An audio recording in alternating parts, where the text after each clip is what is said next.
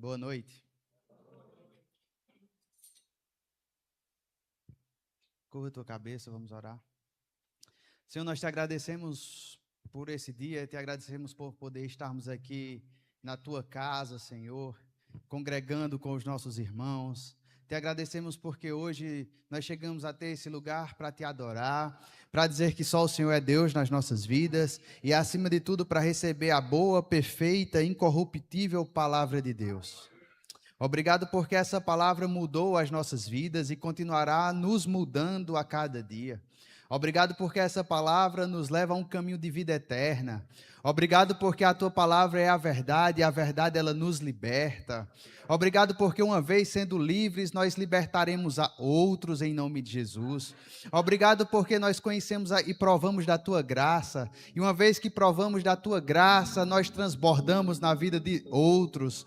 Muito obrigado, porque esse não é mais um culto, esse é o culto que você agendou para mudar as nossas vidas.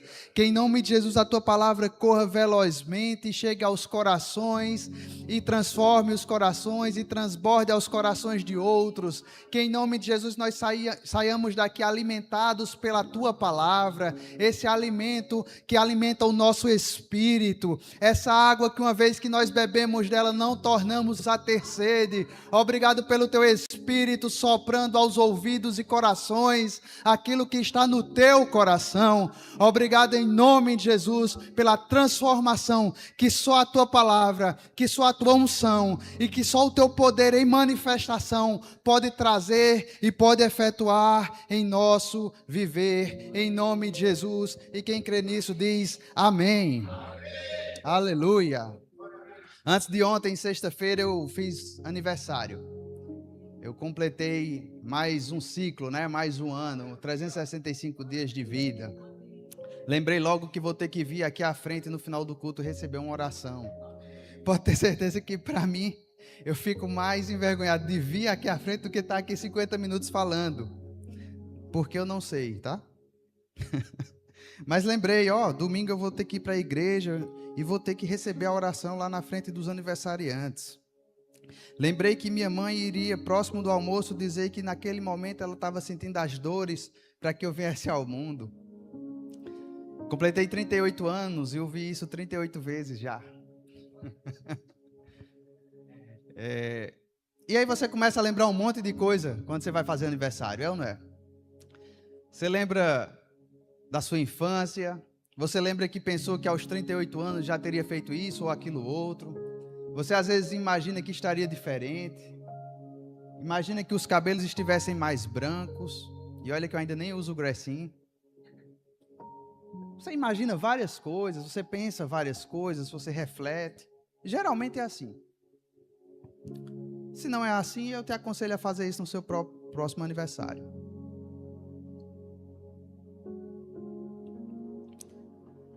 Mas não faz isso com comparação não, tá? Comparação é a mãe da tristeza, né? Eu tenho X anos, se fulano tem menos X e já fez isso ou aquilo outro. Cada um tem sua carreira, cada um tem seu propósito, cada um tem sua vida, cada um frutifica ou não onde Deus colocou. Às vezes você pode estar onde Deus colocou você e você pode não estar frutificando em absolutamente nada. Jesus passou por uma figueira e ele tinha certeza que tinha fruto ali. Ou seja, ela estava plantada no lugar certo, sim ou não? Se ela tivesse plantado no lugar errado, nem ia olhar, né? Talvez ela nem existiria enquanto figueira. Mas Jesus, vendo a figueira, se aproximou para tentar colher fruto, viu que não tinha fruto, amaldiçoou a figueira. Ou seja, você pode estar no lugar certo e sem frutificar. E deixa eu te dizer, talvez seja uma das piores sensações que o ser humano possa ter, é estar no lugar certo e não frutificar. Porque quando você está no lugar errado e você não frutifica, você tem a base do porquê não frutifica. Afinal de contas, você está no lugar errado. Então você sabe, eu tenho que primeiro sair daqui. Mas quando você está no lugar certo e ainda assim não frutifica, não depende do ambiente, não depende de Deus, depende de você. E essa é a pior situação. Porque até que o ser humano olhe para dentro de si mesmo e diga, o problema está em mim, muita oportunidade já passou. A figueira deixou de entrar na história por ter alimentado Jesus e entrou na história por ser amaldiçoada por Jesus, porque embora no lugar certo, não frutificou. E aí, sexta-feira, comecei a receber mensagens, né? Aquela coisa normal de aniversário. E aí você começa a se perguntar o que Deus espera de mim nesse tempo. Porque o que o mundo espera, isso é muito fácil de você conseguir. Isso é simples demais. Porque você vai olhar, todos nós temos acesso a Google, aleluia, glória a Deus. Aí você vai lá e põe, aos X anos, o que uma pessoa deve ter. E se você for se concentrar na média, ela é muito baixa. A média do mundo é baixa. A régua do mundo é baixa. É por isso que a vida do crente não é fácil. Porque a nossa régua não é a do mundo. Porque quando a gente olha para a régua do mundo, é um salário mediano, é isso, é aquilo outro. E quando você vai ver, é simples. Então, se eu olhar para o natural da minha vida, eu começo a ver na régua natural, talvez esteja tudo certo. Estou com um grau de escolaridade ok. Eu tenho a média de filhos que as pessoas têm nessa idade. Graças a Deus e somente a Ele eu gozo de plena saúde. As pessoas ao meu redor e da minha família estão bem. No trabalho, tem uma certa consolidação. Então, enfim, quando você começa a olhar a parte natural, isso é muito simples. Só que Deus não nos chamou para o que é natural, querido. Deus te chamou para o sobrenatural. Então a tua régua não é a régua do mundo.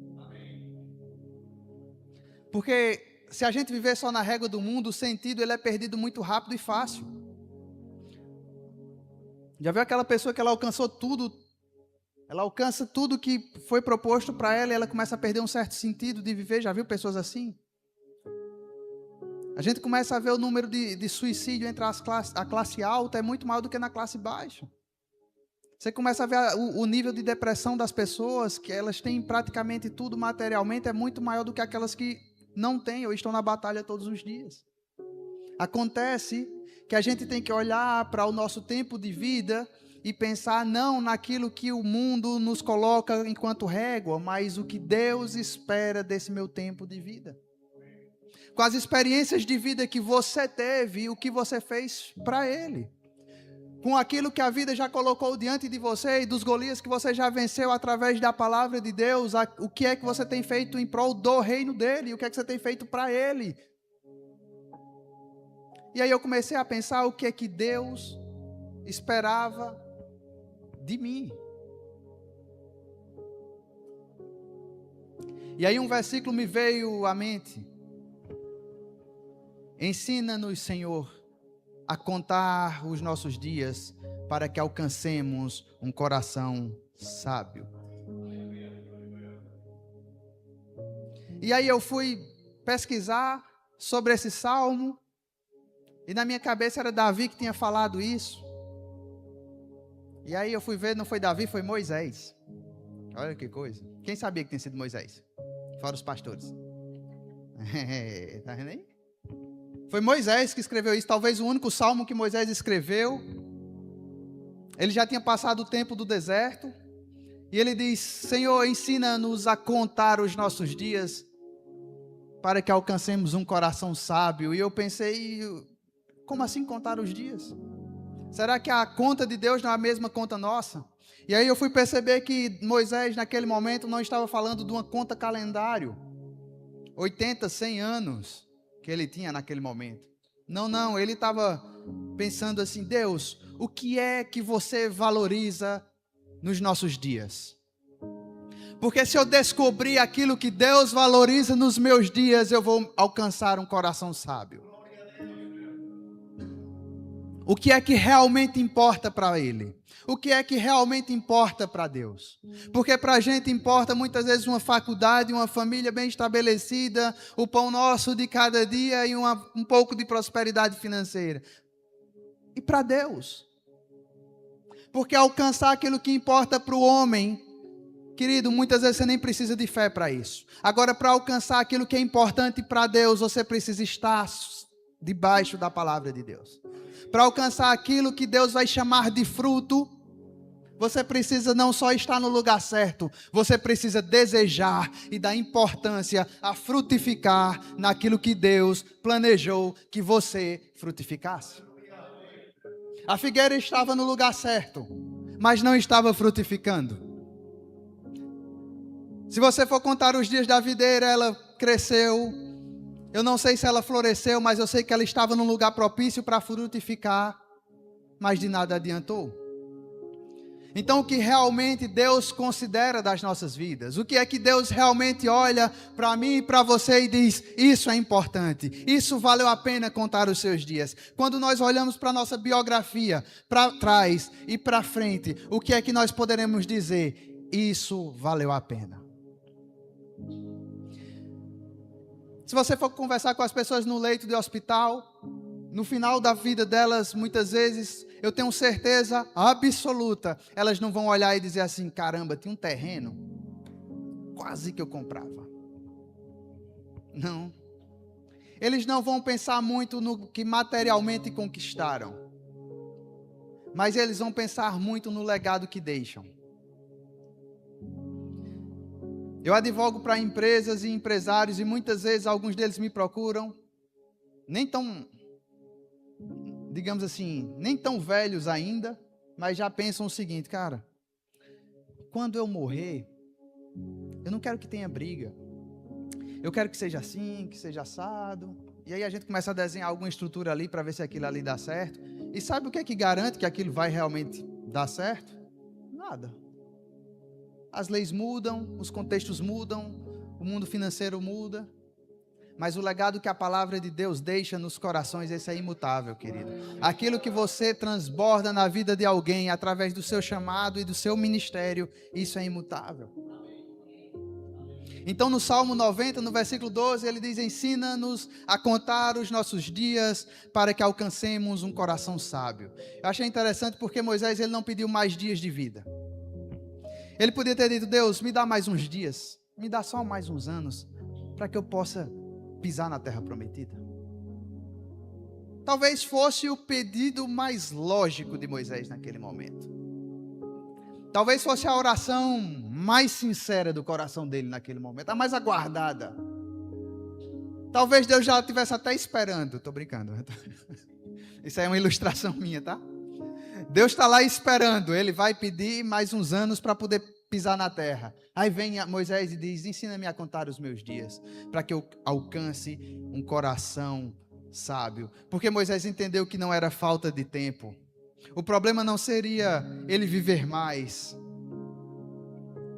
Era saber o que fazer no tempo que Deus já tinha dado para ele. Porque, querido, uma vida longa, mas sem propósito, ela continua sendo uma vida desperdiçada. Uma vida longa, mas sem Jesus, ela continua sendo uma vida sem sentido. Uma vida longa, mas sem falar de Jesus para outras pessoas, ela continua sendo uma vida sem sentido. Eu quero chamar você que é cristão nessa noite. Nós temos uma responsabilidade dada por Deus de passarmos adiante aquilo que dele recebemos. Porque aquele que não dá fruto, ele é amaldiçoado, querido. Eu não sei dizer a palavra, mas o infrutífero, algo que é infrutífero é uma maldição. Tudo que Deus fez é com sentido de frutificar. Então, se a sua vida cristã ela não tem frutificado, é necessário que você aprenda com o Senhor a contar os seus dias. Moisés não estava se referindo à conta de calendário, ele estava se referindo a aprender a valorizar aquilo que Deus valoriza. Era como se ele dissesse, Deus, deixa eu enxergar. O que é que você valoriza? Significa reconhecer que o nosso tempo na terra é curto e passageiro. Porque a gente só conta aquilo que é finito. Aquilo que é infinito é impossível ser contado. Aquilo que não tem valor, a gente também não conta. Você conta quantos copos d'água você toma no dia, se não for para medir o tanto de água que você tomou? Não. Porque aqui não tem muito valor. Mas a porção, sim. Hoje foram 5 copos d'água. Não, hoje foram 2 litros de água. Porque o copo em si não tem valor. A porção, sim. Então, olhar para aquilo que Deus valoriza é olhar para aquilo que é eterno. Quando a gente consegue internalizar para nós mesmos que a vida é um sopro e que nós somos como um vapor, a gente consegue aprender a observar o que é eterno. A gente consegue fazer escolhas que possam frutificar na eternidade. Agora, esse aprendizado, ele passa por um desejo ardente de valorizar o que Deus valoriza. Ele passa por um desejo ardente de não ser mais qualquer um nessa terra. E o que eu acho interessante é que crente, de verdade, ele não consegue passar despercebido. Já percebeu? Ou o linguajar dele vai ser diferente, ou ele vai querer fazer uma oração no meio da Marcel Pinheiro. É o jeito crente de ser, né? Se você está aqui nessa noite e não se converteu ainda não é crente, você vai ter a oportunidade hoje de ser assim. Você não consegue ser igual. E sabe por que chama a atenção isso? Pergunta por quê, enquanto eu tomo água.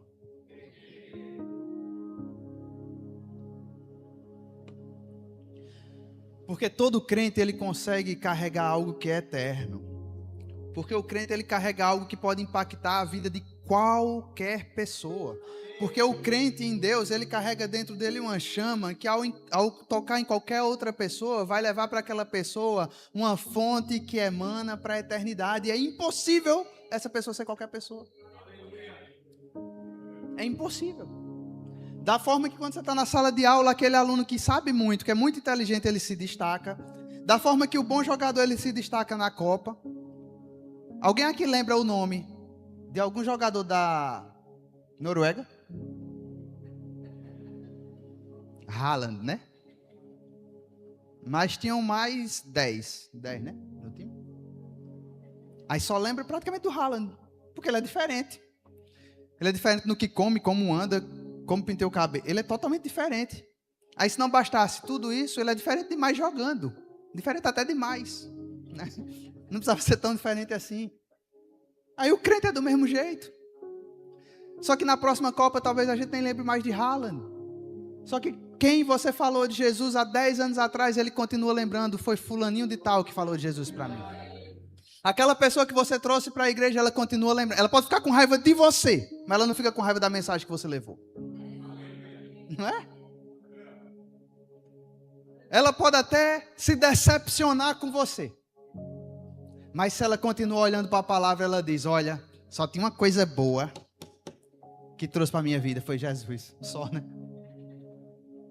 É impossível o crente ser normal. Mas vamos voltar aqui.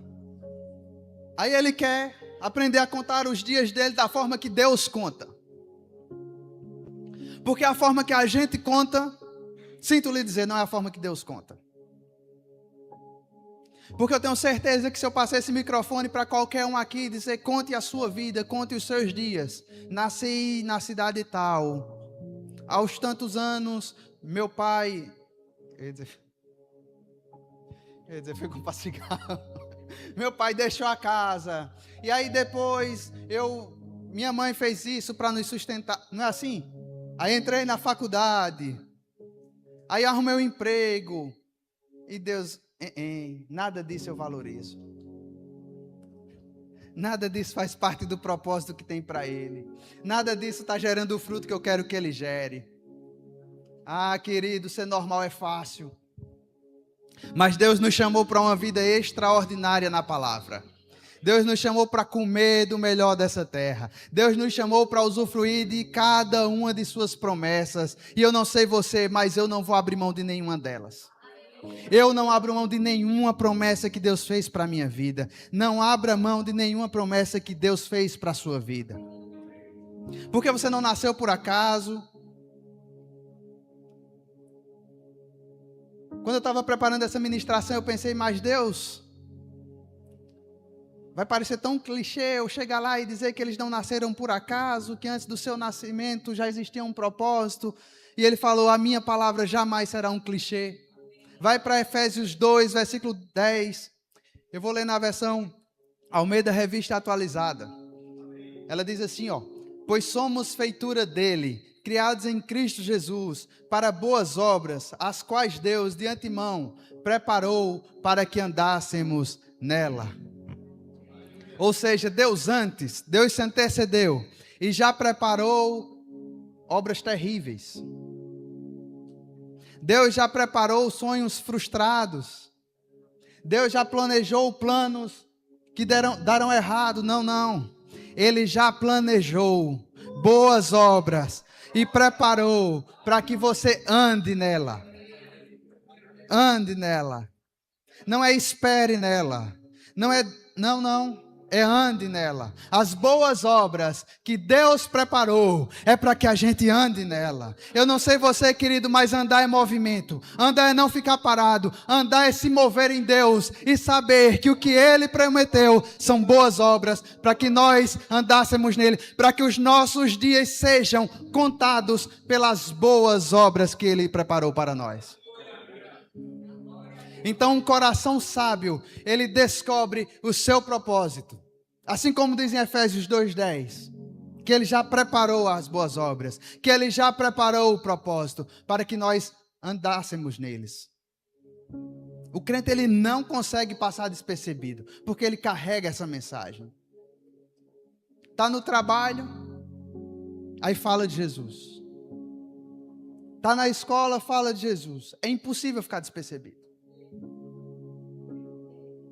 É impossível. É impossível alguém olhar para você e não sentir algo diferente quando você está em Deus. E aí eu disse, mas Deus não vai parecer, eu ainda, aquela negociação com Deus, fica muito clichêzão, antes de você nascer. E aí ele, com muita paciência, me lembrou de Salmo 139, versículo 16. Vou repetir, porque pareceu um trava-língua agora. Salmo 139, versículo 16. Esse versículo é bom demais,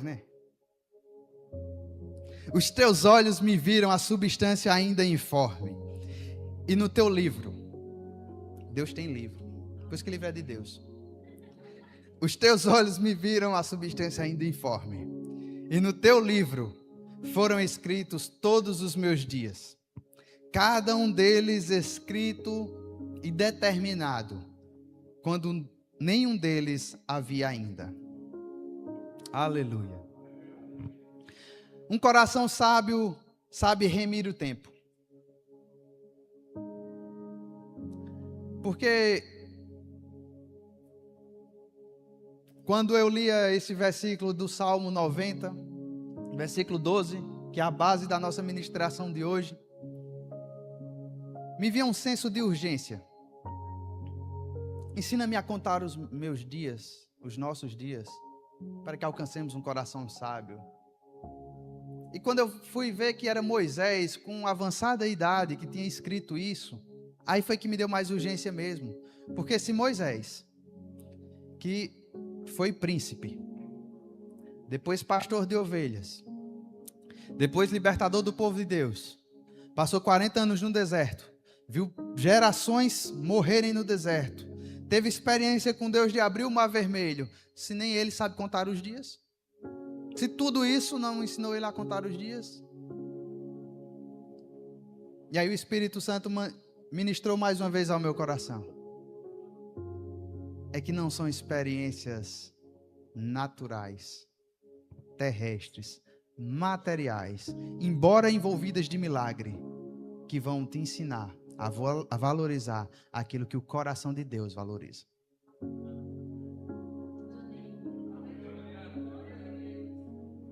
Ah, mas eu tenho uma vida de fé.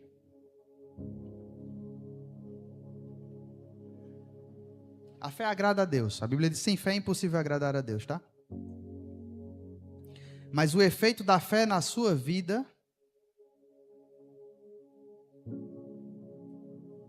não é o que Deus valoriza. Porque eu creio que 99% das vezes que você usou fé foi para você mesmo, sim ou não?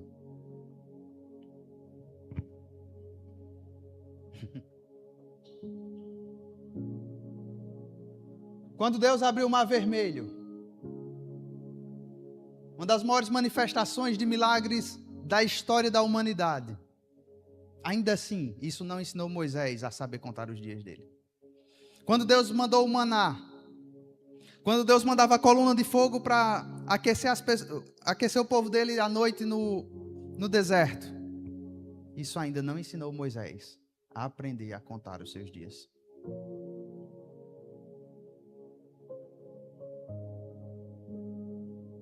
Lembra que Moisés se irrita com Deus?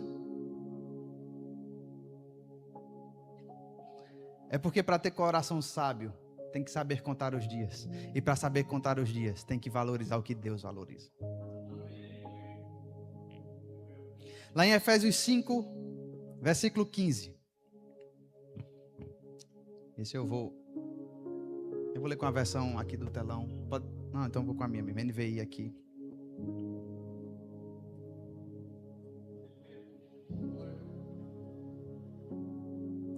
Lá em Efésios, capítulo 5, versículo 15. Tenham cuidado com a sua maneira de viver, que não seja como insensatos, mas como sábios, aproveitando ao máximo cada oportunidade, porque os dias são. Portanto, não sejam insensatos, mas procurem compreender qual é a vontade do Senhor.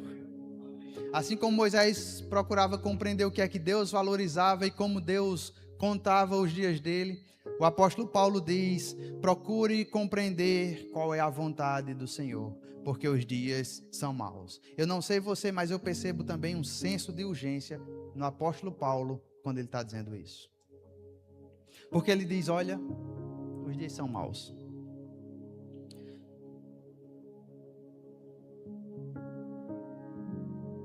Interessante que Deus não disse assim: olha, depois que você se converter, os dias serão sempre bons. Não. Ele disse: olha, procura compreender qual é a vontade de Deus, porque os dias são maus. Procura compreender o que é que Deus quer para a sua vida, porque os dias são maus. Acontece que muitas vezes é no dia mau que a gente esquece de olhar para aquilo que Deus valoriza. E Deus valoriza o frutificar. Teve uma fase da minha vida, isso pode ajudar alguém essa noite. Teve uma fase da minha vida que era assim, ó. Não sei se você já passou por isso. Tal dia eu vou servir na igreja. Parecia que tudo antes dava errado. Alguém já passou por isso? Não? Por essa coincidência?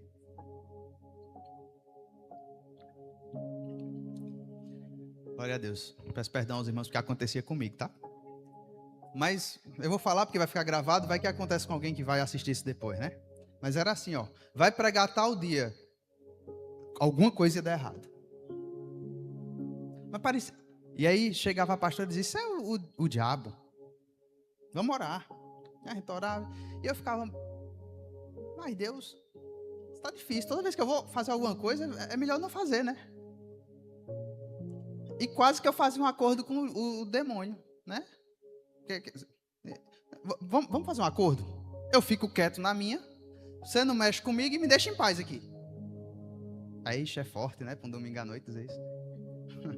Vamos quebrar esse pacto hoje, em nome de Jesus. Como é que quebra? Quanto mais ele perseguir, mais eu vou fazer.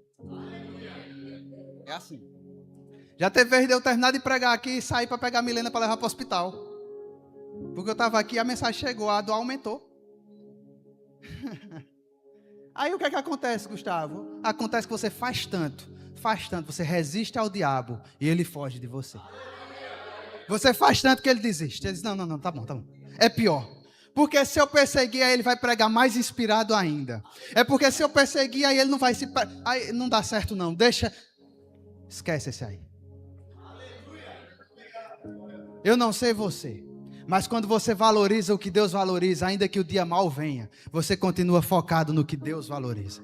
Oh, Deus valoriza a sua palavra porque ela é imutável. Porque os dias são bons e os dias são maus, mas a palavra é a mesma, imutável. E Paulo faz exatamente a mesma ligação que Moisés faz. Ele diz, olha, valoriza o que Deus valoriza. Remir o tempo. O coração sábio, ele nos ensina a remir o tempo. Ou seja, não perca tempo, querido. Não perca tempo. Remir o tempo porque os dias são maus.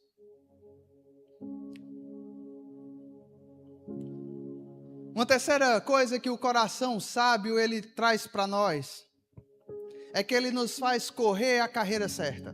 E tem como correr a carreira errada, Gustavo? Tem demais. Conheço muita gente assim. O amado já foi tudo: cantor, pregador, ator. Vou até parar, porque senão vocês vão identificar. Ele já tentou ser tudo, mas está correndo a carreira errada. O coração sábio, ele vai te ensinar qual que é a carreira que Deus quer que você desenvolva. Hebreus 12. Aleluia. Hebreus capítulo 12, no versículo 1. Portanto, também nós, uma vez que estamos rodeados por tão grande nuvem de testemunhas, livremo-nos de tudo o que nos atrapalha e do pecado que nos envolve, e corramos com perseverança a corrida proposta para nós, tendo os olhos fitos em Jesus, autor e consumador da nossa fé. Vou parar por aqui nessa parte do 2. Interessante que ele diz que a gente tem que se livrar dos pesos e do pecado que nos envolve. Ou seja, o pecado, ele é envolvente, querido. Ele é bom. Ele traz determinado prazer. E não é porque... olha só. Quando Paulo está falando aqui para correr uma carreira, se eu e você pararmos para pensar, ele não está se referindo ao autor de Hebreus, né? Não vamos entrar em polêmica. O autor de Hebreus, quando ele diz para correr a carreira que está proposta, se a gente parar para analisarmos, veremos que provavelmente ele não está falando isso para quem é novo na fé. Porque o bebê na fé, ele não consegue correr ainda. Entende? Ele precisa se alimentar. A Bíblia diz que ele começa com o leite e depois ele vai pegando mais alimento com substância. Então, aqui, ele está falando para quem já tem uma vida com Deus e vai correr, e ainda assim ele fala, se livre do pecado. Tem um autor chamado C.S. Lewis, e ele tem um livro chamado Cartas de um Diabo ao Seu Aprendiz. O personagem do diabo chama-se Maldonado. E o sobrinho dele, quem ele está ensinando, é Vermelindo. E tem uma hora que ele diz, olha, o que a gente precisa fazer é distrair. E como nós andamos distraídos hoje em dia, queridos? Talvez a distração seja o que mais nos impede de corrermos a carreira proposta. Vou falar um negócio aqui. Uma vez eu fiz um concurso para policial civil. Olha o meu jeito de policial. E aí, o teste era uma corrida. Acreditem se quiser, além de eu não ter um preparo físico já suficiente para correr os 2,5 km na época, eu ainda me distraí com quem estava na plateia falando. A pessoa disse, vai, tá terminando. Alguém ficaram gritando isso, só que não era para mim, era para o cara que já estava uma volta na frente. E aí eu fui parando antes. Faltou 90 metros. Olha só. O conhecimento eu tinha passado em 7º lugar. Mas não soube correr a carreira, né? É igual a vida do crente. Não adianta muito conhecimento se você não vai correr, querido. Não adianta saber a Bíblia todinha, ser o 7º lugar da escola bíblica dominical, se você vai se distrair quando estiver correndo no seu chamado. E aí o apóstolo Paulo diz, olha, se livrando de todo o peso e do pecado que nos envolve, corramos com perseverança a carreira que nos está proposta, olhando firmemente para o autor e consumador da nossa fé, Jesus. Um coração sábio, ele tem pressa em servir. O coração sábio, ele sabe que os dias são maus. E assim como Moisés e Paulo, ele também tem pressa em servir. João 9, versículo 4 diz: é necessário que façamos as obras daquele que me enviou enquanto é dia. A noite vem quando ninguém pode trabalhar. Sabe quem está dizendo isso? Jesus. É necessário que façamos as obras daquele que me enviou enquanto é dia. Ou seja, enquanto temos tempo. Enquanto temos a oportunidade. E o que eu acho interessante nesse versículo é que Jesus não diz assim, ó, seria bom que fizéssemos. Ele não diz, olha, se der tempo faremos. Ele não diz, quando for conveniente para você e para a sua família. Não, não. Ele diz, é necessário. Existe uma necessidade. Existe uma necessidade em fazermos aquilo que Deus valoriza, para que a nossa biografia não seja letra morta. Existe uma necessidade em Deus. Há um senso de urgência em Deus para que a gente corra a carreira proposta. Há um senso de urgência em Deus para que a gente possa transbordar a palavra que chega aos nossos corações. Quem tem um coração sábio entende que o reino de Deus não pode ser tratado como uma opção entre tantas outras. Quem tem um coração sábio entende que o que é mais valorizável é a palavra. Porque no dia mau, que o apóstolo Paulo fala que vai ter, que a palavra diz que vai ter, no dia mau, pode ter certeza, o que vai existir é o que você tem com a palavra. É a experiência que você tem com Deus. E nada, absolutamente nada, substitui as nossas experiências com Deus. Como é que Deus nos ensina a contar os nossos dias? Não é apenas com data de calendário. Não é sabendo a nossa idade e a data de nascimento. Contar os nossos dias é se aprofundar naquilo que Deus valoriza para a nossa vida. E o interessante é que nunca é tarde para Deus. Já percebeu? Eu estava vendo uma entrevista esses dias e o cara era um bilionário e aí o entrevistador pergunta assim, olha, você está com 70 anos, você não deseja parar não? Não está bom não já assim? E ele fala assim, olha, existem estudos que dizem que a idade mais produtiva, aquilo que o ser humano vai fazer de mais relevante em sua vida é dos 60 aos 80.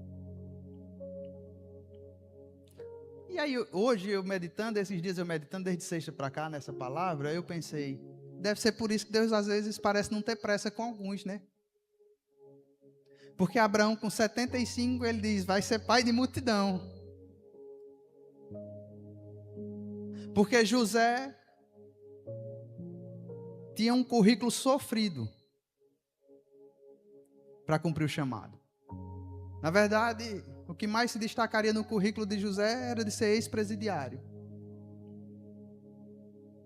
Imagina se tivesse Instagram hoje, como é que seriam os haters em cima de José.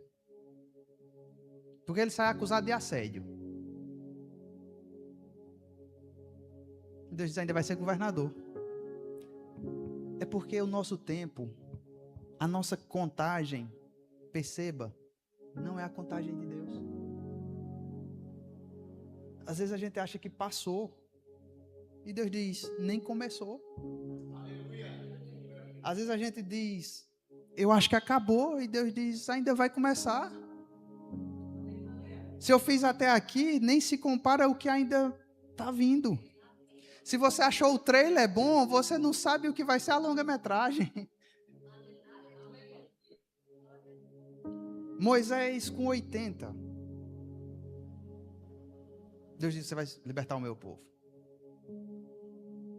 Paulo, depois que passou uma vida perseguindo a igreja, aí se encontra com o seu Redentor. E marca, inclusive, a nossa história. É porque a contagem de Deus é completamente diferente. Ah, meu querido. Enquanto tiver fôlego, tem chamado. Enquanto tiver fé, tem chamado. Se ainda tiver fogo saindo dentro de você, tem chamado. Enquanto há vida, não há só esperança, não. Há também um chamado.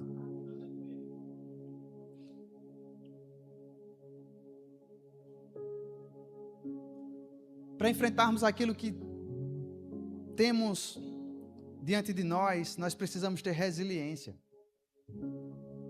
Tanto que Paulo diz que a gente deve perseverar. A perseverança é prima da resiliência. Você não consegue perseverar sem resiliência. E você não consegue ter resiliência sem perseverar.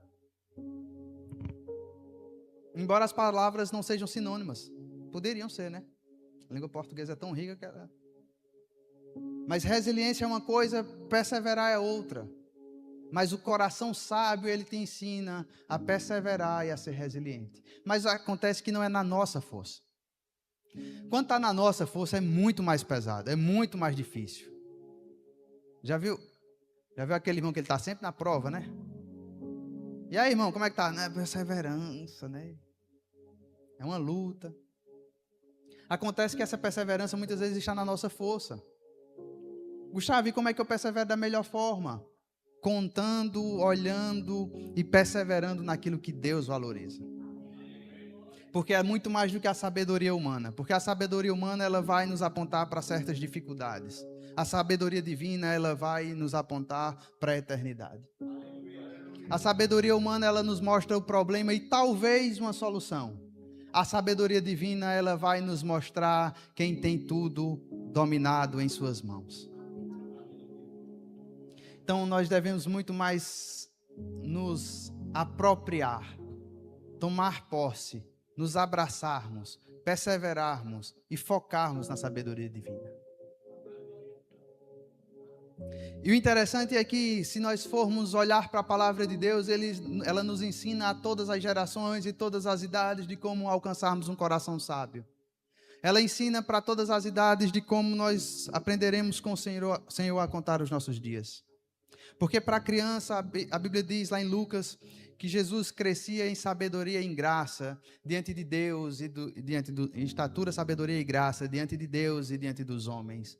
E eu acho interessante nesse versículo é que ele fala diante dos homens também. Então nós como pais, nós temos o dever de fazer e desenvolver os nossos filhos diante dos homens também, em relacionamentos horizontais. Porque uma vida com Deus não é uma vida isolada, ela é uma vida diferente, ela é uma vida de transbordo, mas não isolada. Ela não é uma vida doida, ela não é uma vida maluca, não. A vida com Deus é uma vida que alcança pessoas ainda na infância.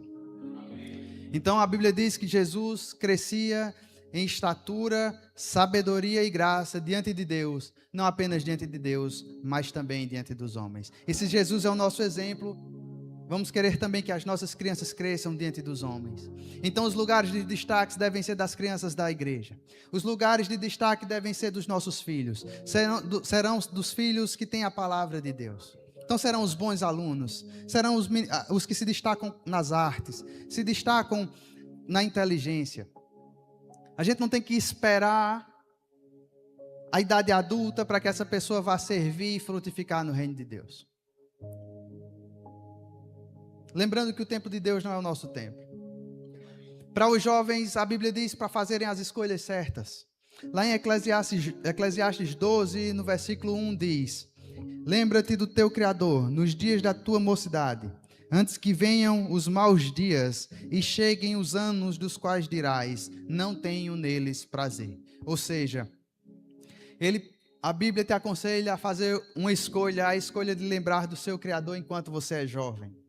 Ah, querido, como é bom dar os melhores dos nossos dias para o Senhor. Eu tenho certeza que ninguém vai se arrepender disso. E contar os dias na forma que o Senhor quer que a gente conte, é justamente valorizar o que é eterno. E como que o jovem valoriza o que é eterno? Lembrando do seu Criador nos dias da sua mocidade. Efésios 2:10 diz, e agora é para os adultos: pois somos feitura dele, criado em Cristo Jesus para boas obras, as quais Deus de antemão preparou para que andássemos nela. O idoso da igreja está dizendo, e nós? Salmo 92:12 diz: o justo florescerá como a palmeira, crescerá como o cedro no Líbano, plantados na casa do Senhor, florescerão nos átrios do nosso Deus. Na velhice darão frutos, serão cheios de seiva e de verdor, para anunciar que o Senhor é reto, Ele é a minha rocha e nele não há injustiça. A velhice para Deus não é o fim da utilidade, é o tempo do fruto maduro, querido. Há coisas que só quem caminhou muitos anos com o Senhor vai poder transmitir. Experiência. A igreja precisa aprender a honrar mais os seus idosos. Eu lembro de uma vez que um advogado do meu escritório foi fazer uma audiência e ele era um jovem advogado ainda e ele brincou dizendo: é o doutor fulano, acho que ele tem uns 50 anos já de advocacia. E eu lembro que eu falei para ele: cara, nunca subestime aqueles advogados que vão com uma gravata, língua de boi, sabe? Paletó bem maior que ele. Sabe por que a gente não deve subestimar? Porque ele tem, às vezes, de audiência, o que você vai ter de vida. E a experiência no mundo, muitas vezes, ela é deixada de lado. Aí imagina a experiência em Deus. Eu estava vendo um dia desse, na lupazinha do Instagram, uma senhorinha contando de um milagre que aconteceu em Recife. Acho que até compartilhei com a Elisa e com minha mãe. São experiências que nós não temos visto mais. São experiências em Deus que nós jovens temos que aprender com os idosos. E sabe o que é bom de andar na palavra de Deus? O bom de tentar contar os nossos dias como o Senhor conta é que não existe época de inutilidade no reino de Deus. Não existe época de figueira sem fruto. Porque se você está plantado na palavra do Senhor, é impossível não frutificar. A criança, Deus diz, cresça em mim. Ao jovem, ele diz, escolha caminhar comigo. Ao adulto, sirva com tudo que eu coloquei às suas mãos. E ao idoso, a palavra diz, continue frutificando. É assim que nós aprendemos a contar os nossos dias e alcançarmos em Deus e através da sua palavra um coração sábio para corrermos a carreira que nos está proposta. Amém?